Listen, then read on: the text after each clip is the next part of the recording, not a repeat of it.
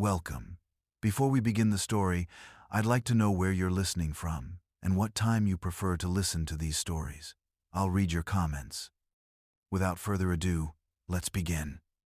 My name is Daniel Mercer, and I'm a journalist. For the past few years, I've investigated disappearances in rural areas of the United States, but nothing, absolutely nothing, could have prepared me for what I found in the Appalachian Mountains.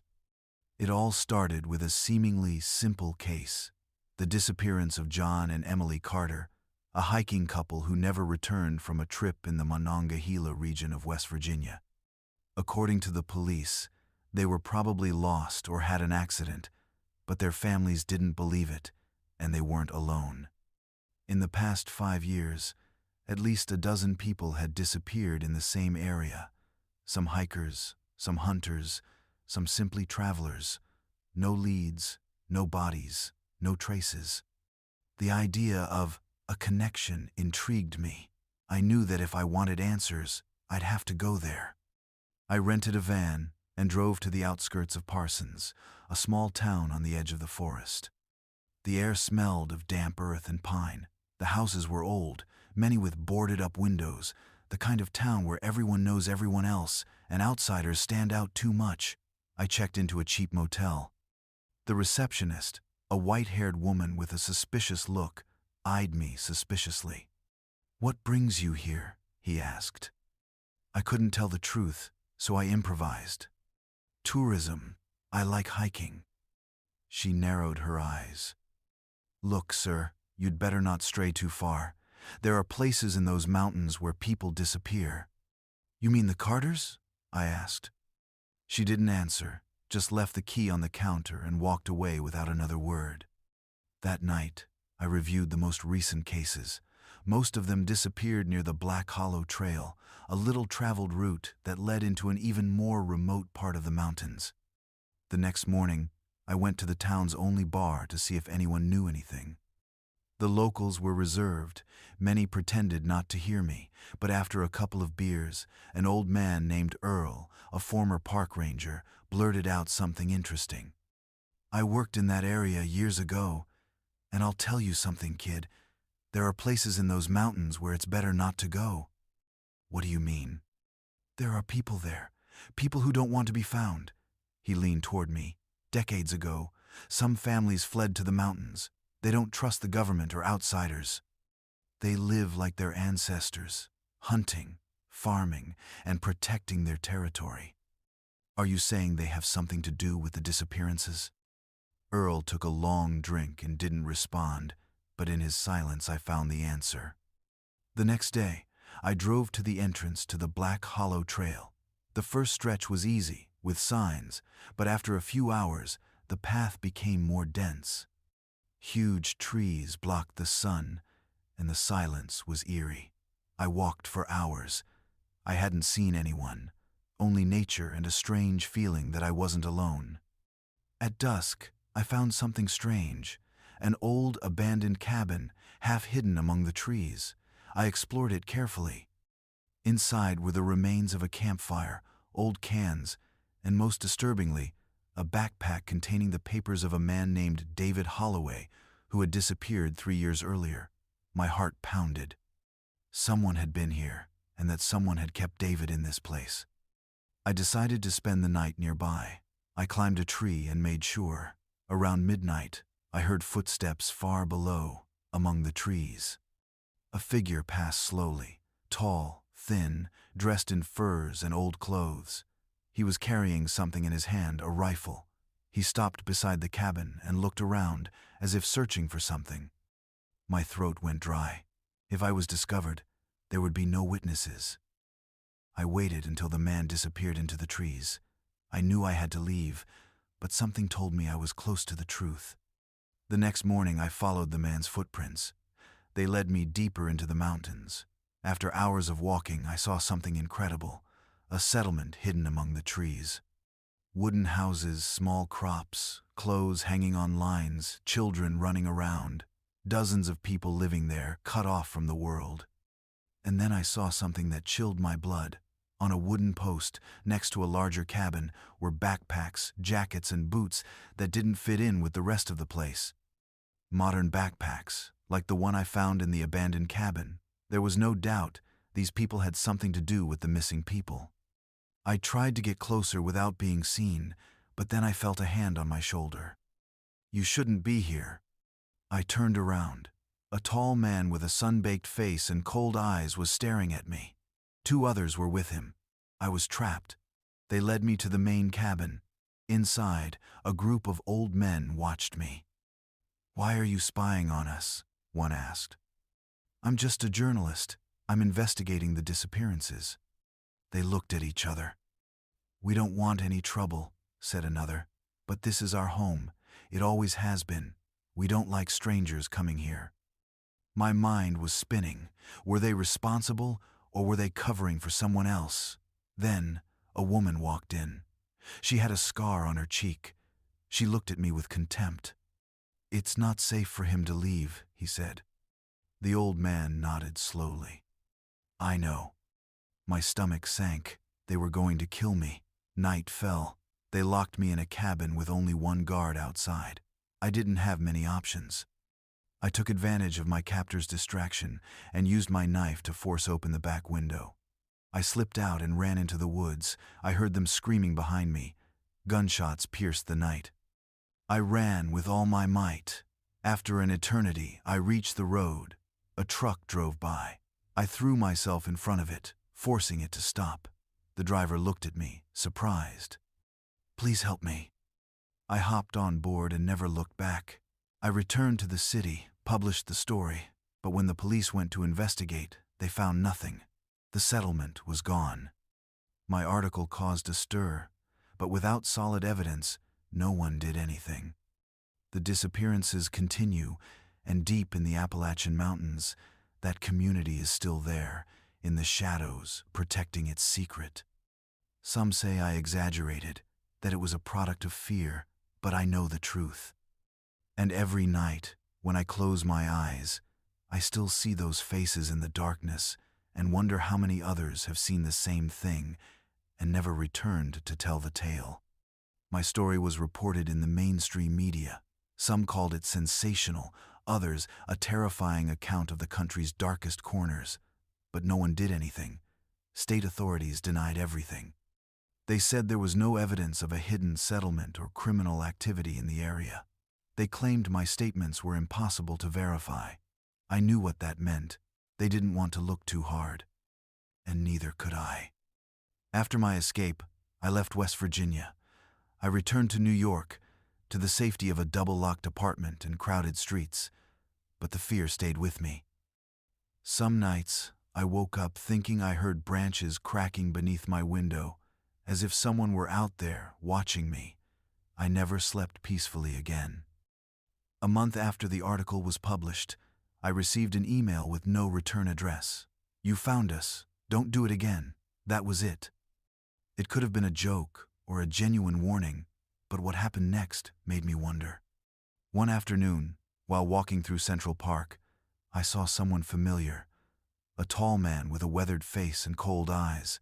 He was one of the ones who had captured me in the Appalachians. I froze. So did he. After a few seconds, he simply turned and walked away, as if he just wanted me to know he was there. I ran back to my apartment and barricaded all the doors and windows, but the message was clear. They could find me whenever they wanted. Months passed. Little by little, I returned to my routine, but my story continued to circulate on internet forums and alternative research circles. And then, one day, I received a call. "Are you Daniel Mercer?" The voice was that of an older man with a southern accent. "It depends on who asks." "My name is Thomas Reynolds. I was sheriff in Tucker County 30 years ago. I want to talk to you about your article." My heart raced. We met in a discreet cafe, away from the crowds. Thomas was a man in his 70s, with the look of someone who had seen too much. "You're right about one thing, son. Those people do exist, but the story you told is incomplete." I took out my notebook. "Heard." Thomas sighed and took a sip of coffee before speaking. For years, there were reports of disappearances in those mountains. Not just outsiders, but locals too. But every time someone tried to investigate, the evidence vanished, as if it had never existed. Who was covering it up? Thomas narrowed his eyes. I don't know, but I can tell you this. 20 years ago, a group of police officers entered those mountains. They were looking for a missing child. He leaned toward me. Of 6 who went in, only 2 came back, and they never spoke again. The air became heavy. What happened to the other 4? Thomas shrugged. Their bodies were never found. There was a long silence. And what do you think that community is? Thomas studied me for a moment before answering. They're not just hermits. They're something more, something that's been there since before this country existed. His gaze hardened. My advice, boy, forget them. You can't win this fight. I didn't say anything. I knew he was right. I never wrote about what Thomas told me. Some stories can't be told without consequences. All I know is this. Somewhere in the Appalachian Mountains, there's a community that doesn't want to be found, one that protects its secret at all costs. The disappearances continue, but no one investigates. Because in these woods, there are things better left unfound. My name is Daniel Cardenas. 2 years ago, I was part of a group of hikers who attempted to hike a little-known trail in the Appalachian Mountains. We weren't novices. We'd been hiking difficult routes for years, sleeping in the mountains, braving the cold and exhaustion. But nothing had prepared us for what we experienced in that forest. Because that trail wasn't meant to be hiked. It was meant to trap us. And it almost succeeded. It all started when my friend Ian told us about a secret trail somewhere between North Carolina and Virginia. He'd found vague references to it on hiking forums and an old, now-defunct hiking blog. The trail wasn't shown on official maps, but from what he'd read, it led to a viewpoint with one of the most breathtaking views in the Appalachians. He sold us on the idea as an off-the-beaten-path adventure, something exclusive, something few had done. There were 5 of us. Ian, his girlfriend Rachel, an ex-Marine named Scott, a quiet guy named Greg, and me. We prepared well, as always.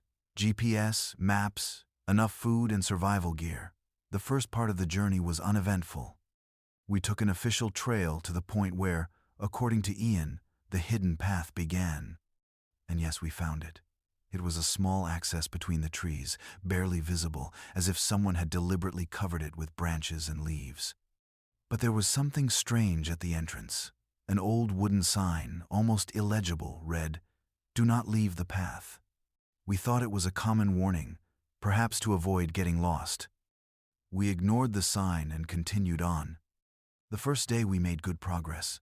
It was a narrow trail, but nothing out of the ordinary. It looked like no one had been through there in a long time. The trees were so close together that they barely let in any sunlight. We camped next to a small stream, and that evening, while we were eating, Scott said something that got us thinking. This path is not natural. What do you mean, no? Rachel asked. Scott picked up a branch and drew a line in the ground. Trails are formed by the passage of animals or people or by erosion. But this one is too straight. There are no natural curves. It looks like someone made it on purpose. Ian laughed. Maybe it was. Maybe it was an old road that was abandoned. No one else thought anything of it, but the idea stuck with me. The next morning, we found the first trap. Greg was the first to notice it. A huge hole covered with twigs and leaves right in the middle of the trail.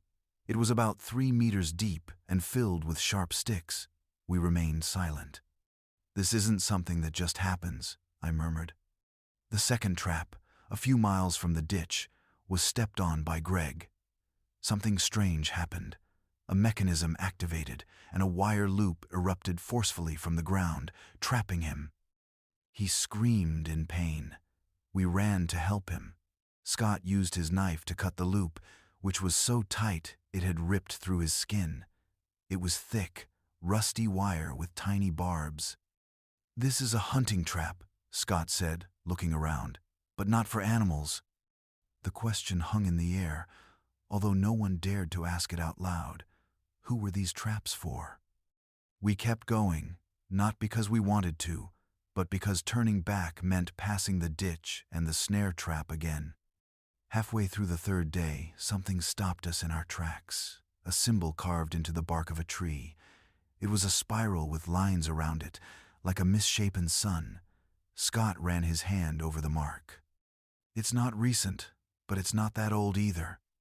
It wasn't the only one. As we continued, we found more, in trees, on rocks, and then we discovered something worse, the first cabin. It was a small, dilapidated wooden structure with a collapsed roof. It looked long abandoned, but someone had been there. Inside, we found an old sleeping bag, a rusty food can, and making Rachel squeal on the wall, someone had written in charcoal, "Stay on the trail." We didn't stay to investigate.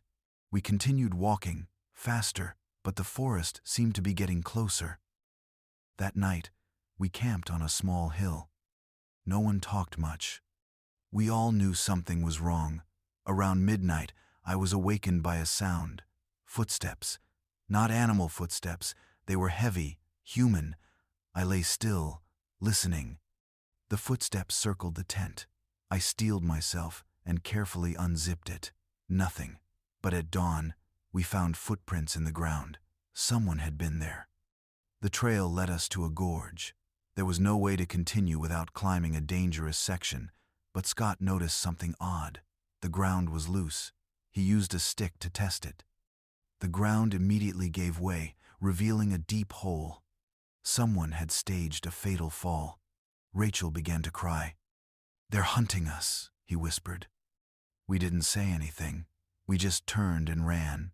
We ran without stopping, not caring that the forest tore at our skin or that our backpacks weighed us down. We ran until, hours later, we found a road. We never spoke to the police.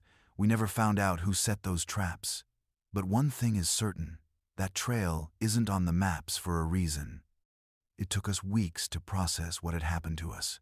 No one in the group wanted to talk about it.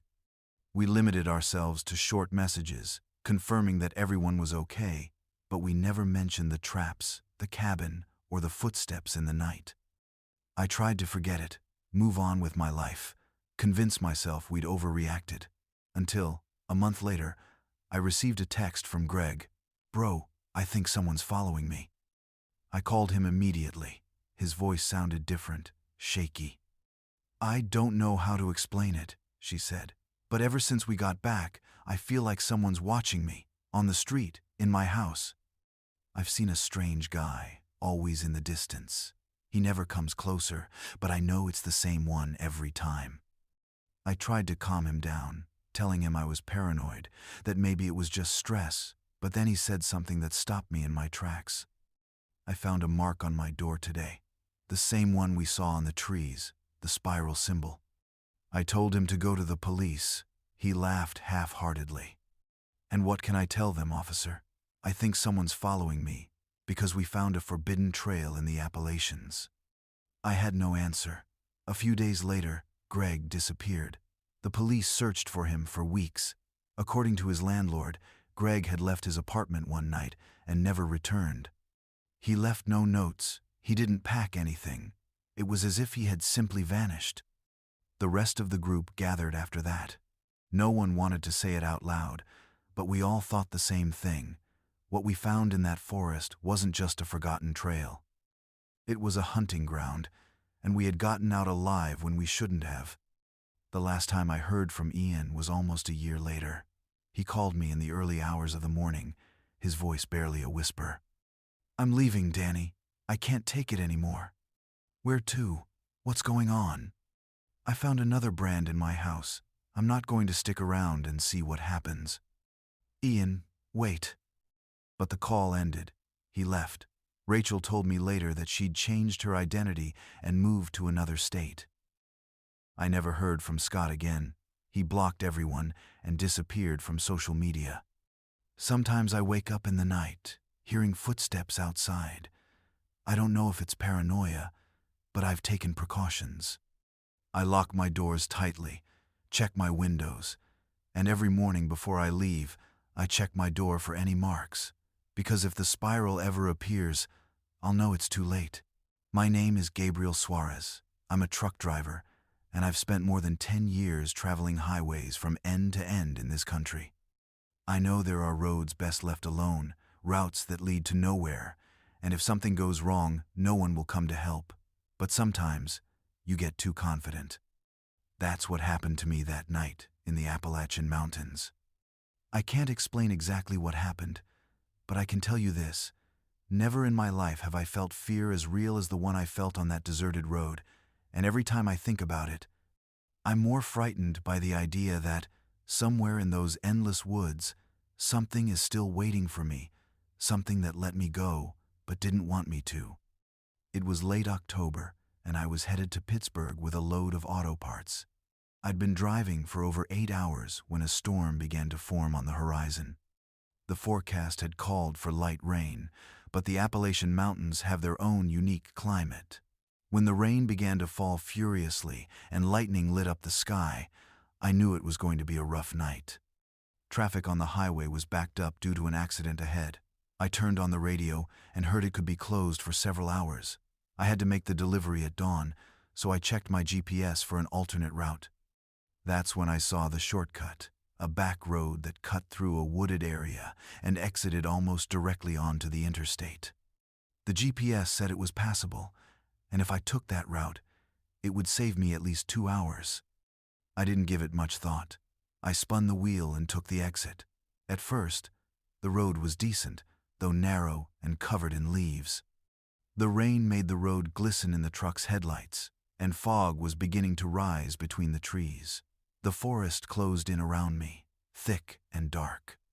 There were no lights, no houses, no other vehicles, just me and the wet road. I wasn't worried until the pavement turned to gravel. The GPS kept saying I was going in the right direction, but the road looked worse and worse. I thought about turning around, but there wasn't enough room to maneuver the truck. I kept going, hoping to find an intersection where I could get back on the highway, but the road didn't improve. It became narrower and more bumpy. The rain got heavier, and the fog was now so thick I could barely see a few meters in front of me. That's when I saw the first sign that something wasn't right. On the side of the road, next to an old wooden post, someone had hung a rusty metal sign. The lettering was almost faded, but in the headlights, I could read it. "Don't stop." The message gave me a bad feeling. My first thought was that it was a road warning, perhaps a notice that the path became impassable ahead. But the way it was written, something about that sign unsettled me. I kept going, albeit more cautiously. The forest seemed denser. At times, the trees were so tall and thick they blocked the headlights, plunging me into even deeper darkness. And then I saw something move between the trunks. It wasn't a deer or an animal. It was something tall, thin, and human. I saw it out of the corner of my eye, a shadow slipping between the trees, always at the same distance from the road. I didn't want to turn around completely. I didn't want to know what it was. My instinct screamed at me to speed up, but the road was so bad that if I did, I could get stuck in the mud or roll over on a curve. I kept driving, feeling like whatever was out there was still with me. Every so often, in the reflections of the puddles of water, I saw a silhouette between the trees. It didn't move like an animal. It didn't move away when I passed. It just stood there, watching. The rain beat hard against the windshield. The radio only played static, and then the road ended. The GPS had lied. In front of me was only a dirt road filled with mud and wet leaves. I couldn't go any further. I tried to turn around, but when I swerved, the truck's rear tires sank into the mud. I tried to accelerate, but the tires just spun, trapped. I put on my hazard lights and took a deep breath, trying to think of a solution. I could call a tow truck, but I had no signal. And that's when I saw something in the rearview mirror, something that shouldn't have been there. In the distance, in the middle of the road I'd come from, there was a figure standing. I couldn't make out its face, but its silhouette was clear, tall, motionless, staring at me. Fear paralyzed me, I hadn't heard footsteps, hadn't seen anyone approaching. But there it was. I felt a lump in my throat. My body was telling me I shouldn't get out of the truck. I tried to back up, but the tires kept spinning. I turned on my high beams to get a better look at the stranger, but when I did, he was gone. I didn't wait any longer. I put the gear in neutral, got out of the cab, and went to check the rear tires. The rain was pelting me hard, and the mud was up to my ankles. I bent down to see if I could put something under the wheels to gain traction, and then I heard footsteps behind me. I turned around immediately. Nothing, just the trees and the rain. But when I looked back at the truck, there were tracks in the mud, and they weren't mine. They were bigger, deeper, as if someone very heavy had been standing right behind me. I don't quite remember how I managed to get out. I think the adrenaline helped me push the truck enough so the tires got traction. When the truck moved, I jumped in and accelerated without looking back. The road was a mess, but I didn't care. I drove until I saw the lights of a town in the distance. When I finally reached the highway, I stopped at a gas station. I looked at the truck and noticed something that made my stomach clench. On the back, there were handprints, as if someone had touched it with muddy hands. I never found that road on the maps. When I tried to look it up later, there were no records of any secondary roads in that area. I spent the rest of the night in a cheap motel on the outskirts of Pittsburgh. I couldn't sleep well. Every time I closed my eyes, I saw the figure on the road, the footprints in the mud, the handprints on the back of the truck.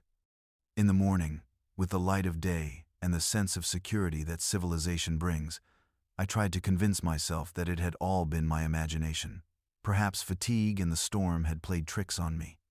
Perhaps someone had indeed been there. Some drifter, a hunter, even another driver who'd gotten stranded before me. But I couldn't ignore one detail. When I washed the truck at the loading terminal, I noticed that the handprints on the back were too large, larger than any human hand. I told myself it was best to leave it behind, but something inside me couldn't quite let go. After my delivery in Pittsburgh, I had a day off before taking on another assignment. So, out of pure curiosity, and perhaps a need for answers, I opened Google Maps and tried to find the route I'd taken. It wasn't there. The freeway and the intersection I'd exited were clearly visible, but the road I'd detoured onto didn't exist. I tried satellite imagery, hoping to see at least a trace of land between the trees. But all I found was a sea of dense, unbroken forest. That's when something chilled my blood. I followed the road to the spot where the truck got stuck, or at least where I thought it was. There was no road, just thick, untouched forest, as if there had never been a road there. That should have been enough to leave it behind, but I didn't. Before leaving Pittsburgh, I stopped at a gas station and asked a couple of local truckers if they knew of a shortcut through the Appalachians in that area. An old man wearing a Steelers cap gave me a strange look when I described the route. "There's no path there, friend. It's just bush." "I passed by there last night," I insisted. The old man took a sip of his coffee and shook his head. "If you were there, you were lucky to get out." "Lucky? Why?" The man leaned slightly toward me, lowering his voice. "The Appalachian forests are no place to wander alone at night. Many people have gotten lost there. Some never return." I felt a chill run down my spine. "And those who return?" I asked. The old man narrowed his eyes. "Sometimes they don't come back alone." I didn't speak of the subject again. I continued on my way, trying to forget it. But the feeling that something had followed me from those woods didn't go away. Weeks passed, and nothing strange happened. Until one night, at a rest stop in Virginia, I woke with a start in the cab of the truck. Someone was walking outside. I heard footsteps, slow, heavy, circling the truck. I held my breath, hoping to see the shadow of some vagrant or thief trying to open the door. But I never saw anyone. The footsteps moved away and then stopped nearby, waiting. I remained motionless, not daring to look out the windows. Minutes passed, maybe an hour. And then, just before the silence became unbearable, a knock. A single knock on the back of the truck, as if someone or something wanted to remind me that I was still there, that I had never truly left. My name is Eli, and until recently I was a man without roots. I was born in Atlanta, but I spent most of my life moving from one place to another, from job to job, with nothing tying me to one place. I had no immediate family, just a handful of distant cousins, and an uncle I barely knew anything about. My mother never spoke much about her brother William. She described him as a reclusive man, someone who preferred the company of the woods to that of people. Years ago, when I was a boy, she received a letter from him telling her he was going to live in a cabin in the Appalachian Mountains, somewhere in North Carolina. Since then, we never heard from him again, until the letter arrived. It was from a lawyer in Asheville. It said my Uncle William had been missing for almost 8 years and, under state law, was officially declared dead. As the only immediate family member, the cabin and the property it stood on were being transferred to my name. I don't know why I went. I didn't need a cabin in the middle of nowhere, but something about my uncle's story piqued my curiosity. Maybe the idea of a place of my own appealed to me more than I cared to admit. So I packed up and drove to North Carolina, unaware that what awaited me there would change my life forever. The Appalachian Mountains are beautiful, but they also have an ancient, almost primeval feel. Their forests are thick, and the hills seem to stretch on forever, blanketed in mist in the mornings and tinged with deep green during the day. My uncle's cabin was deep in the wooded area, almost an hour from the main road. By the time I arrived, it was late afternoon. The sun was setting behind the trees, casting long shadows on the damp earth. The cabin wasn't large, but it was well built. It had a stone fireplace, a small kitchen, and a loft that I assumed served as a bedroom. Outside, a pile of old firewood leaned against the wall, and beyond that, a half-collapsed shed was lost among the trees. Inside, everything was covered in dust. My uncle's things were still there, as if he'd gone for a walk and never returned. A pair of boots in the entryway, dishes in the sink, a cup with dried coffee grounds on the table. But what disturbed me most was his diary. I found it in the bedroom, on the nightstand. It was a worn leather notebook, with pages filled with notes and drawings. At first, everything seemed normal. Observations about the weather, the house, and life in the mountains. But as he turned the pages, the tone changed. Something was watching him. The last entries were erratic, written in a shaky hand. I am not alone here. I hear noises in the night. They are not animals. The tracks do not have a human shape. I have been seen. The last page was torn out. I spent the restless night listening to the sounds of the forest. I had never slept in such a remote place before. Every creak, every movement of the wind through the trees made me imagine things.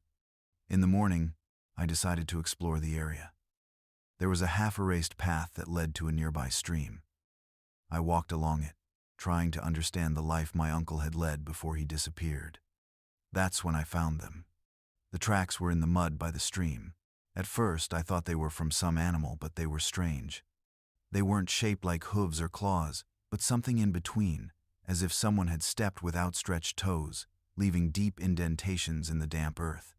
I followed the tracks to where the woods thickened, but suddenly they stopped, as if the thing that made them had vanished into thin air. I remembered my uncle's notes. They're not animals. I returned to the cabin with a feeling of unease in my chest. As evening fell, I decided to check the shed in the backyard.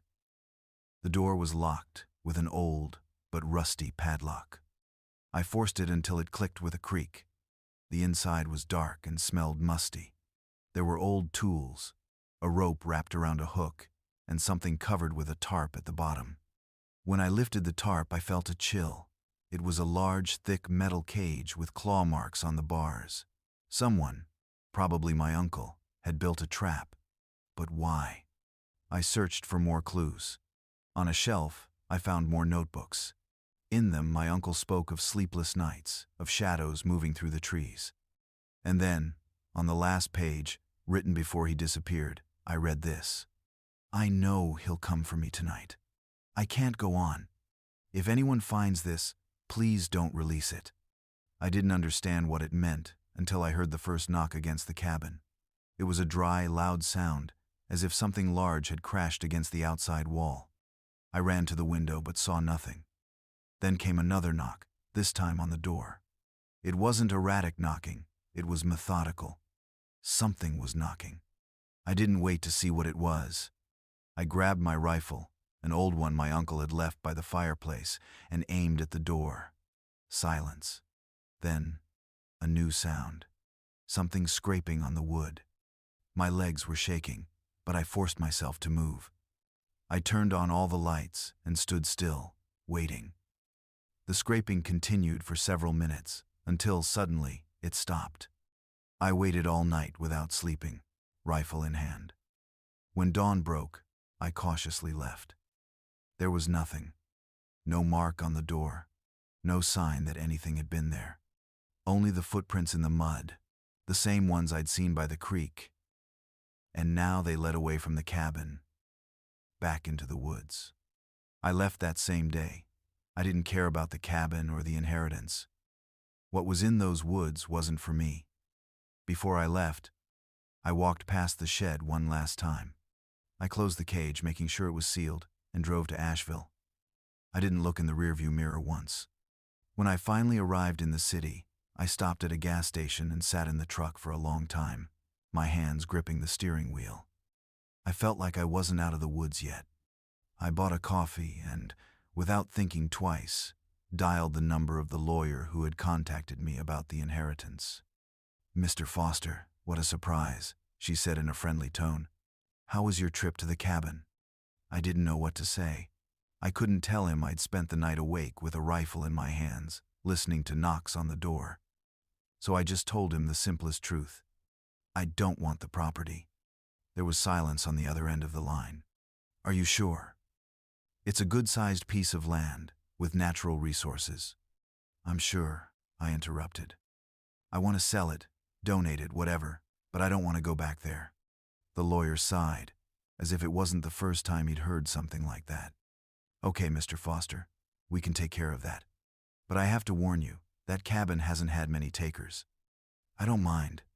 "Okay. I'll send you the documents for you to sign." I hung up and stared at the phone. I didn't realize I was shaking until the hot coffee splashed on my hands.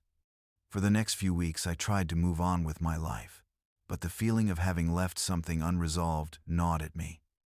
I didn't want the cabin, but I also couldn't ignore what had happened. What was in those woods? Why did my uncle choose to stay there, knowing something was stalking him? I became obsessed with finding answers. I searched for records of missing people in the area. I found a few cases of lost hikers in the Appalachian Mountains, but nothing that explained what I saw. I also scoured online forums where people shared stories of strange encounters in the woods. It didn't take long for me to come across a discussion thread about the area where my uncle's cabin was located. Some spoke of lights in the night, of figures moving through the trees. Others mentioned sounds in the dark, noises that weren't those of any known animal. But there was one comment in particular that gave me pause. "If you find tracks that end abruptly, stay away. They are not of this world." I read it several times, feeling a chill run down my spine. My uncle wasn't crazy. There was something in those woods, and I had barely scratched the surface. Months passed without hearing from the lawyer again, until one day I received an email from him. "Mr. Foster, I regret to inform you that we have not found a buyer for the cabin. The property remains in your name. Please let us know if you wish to proceed with other arrangements." I stared at the screen for a long moment. The cabin was still mine. It was as if the forest itself refused to let me go. I thought about ignoring it, pretending I never got the message. But I knew that sooner or later, I'd have to face the truth. My uncle never left the cabin because something was keeping him there. And, if I didn't do anything, that same fate could be waiting for me. I got up, grabbed my truck keys, and without thinking twice, started packing. If the forest had any answers, I wasn't running away this time. My name is Samuel Pierce. I'm 52 years old, and I've hunted all my life. I do it out of necessity, not for sport. I grew up in a small town in Kentucky, at the foot of the Appalachians, where life is hard and winter is unforgiving. Hunting means filling your stomach, having furs for the cold, and sometimes making some extra money selling meat. I've roamed these woods since I was a child. I know their trails, their rivers, their mood swings. But that fall of 2016, the Appalachians taught me that not everything that lives among the trees is familiar. I still don't know how to tell it without sounding like a madman. Perhaps it's enough to say that I went into the woods looking for a deer and came out knowing that there are places where men should not set foot. That morning, I set out before dawn. I had my rifle, a Winchester Model 70, a backpack with supplies, and my compass. My plan was to climb into the valley, follow the river for a few miles, and wait for the deer to come down to drink. The air was chilly. The ground was damp from the previous night's drizzle. The woods were silent except for the crunch of my boots on the dry leaves. After a few hours of hiking, I found fresh tracks, a large buck. I followed it.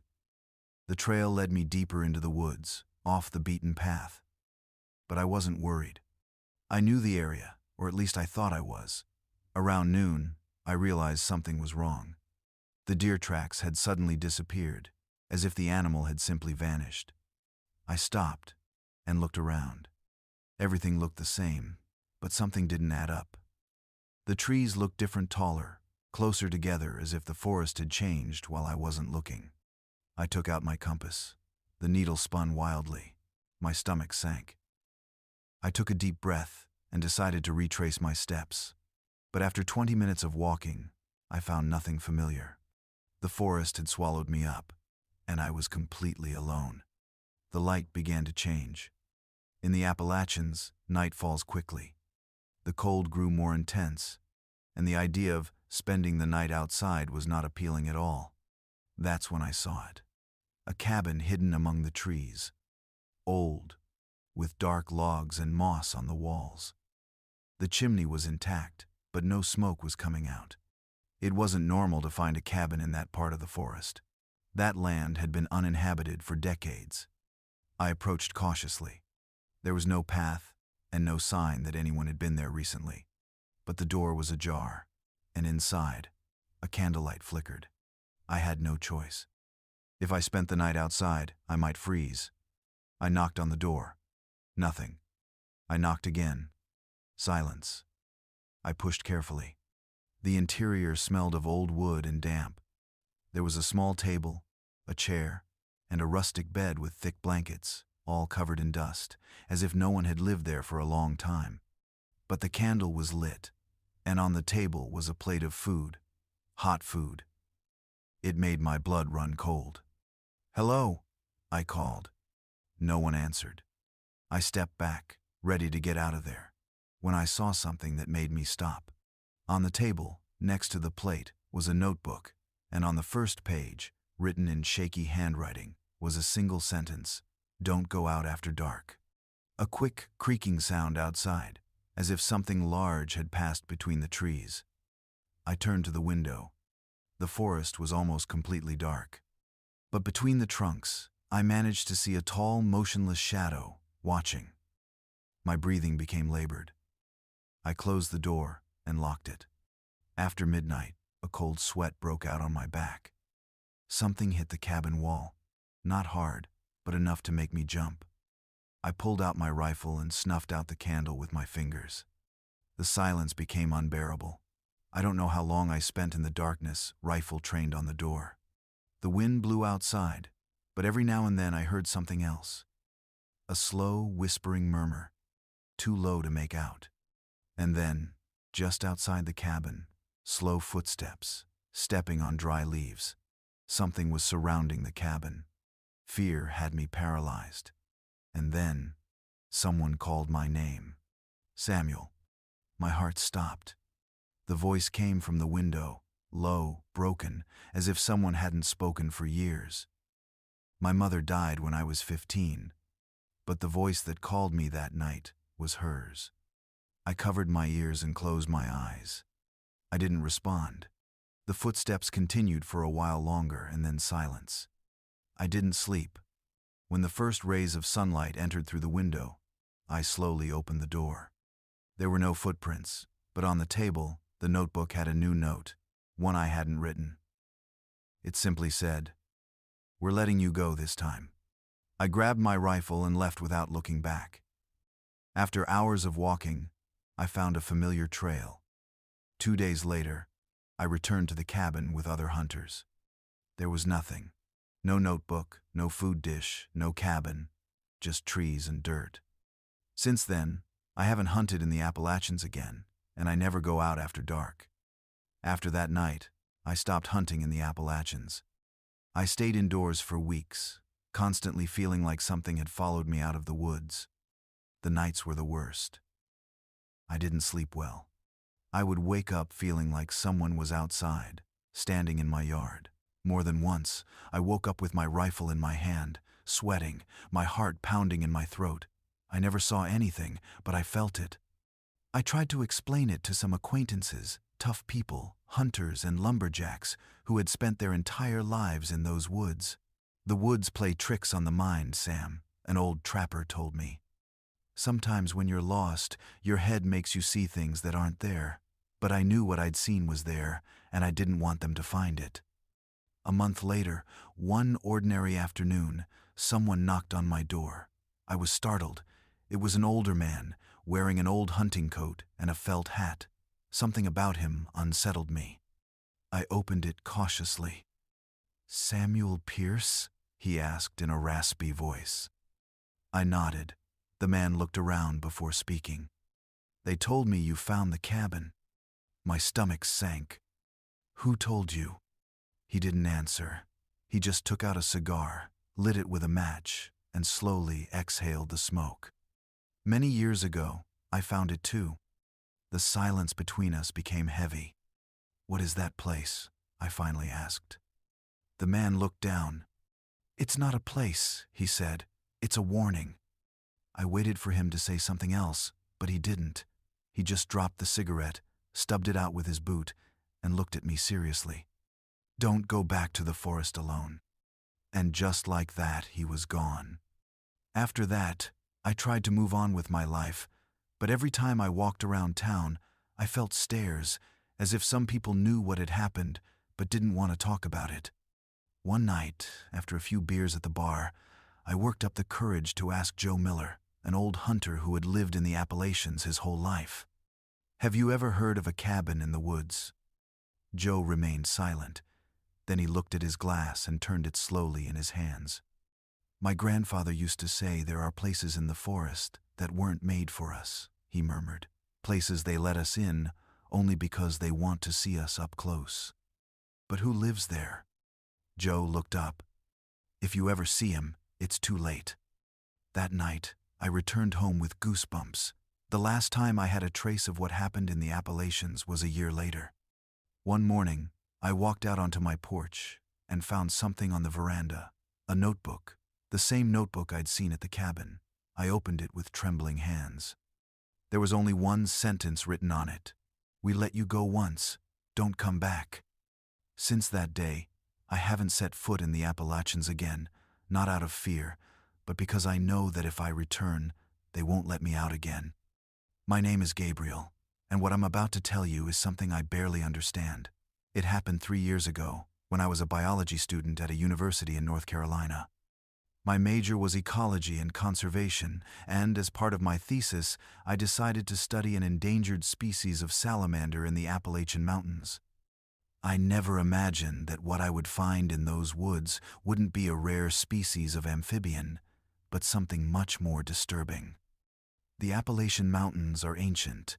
Their forests, thick and vibrant, can become oppressive when you venture too far.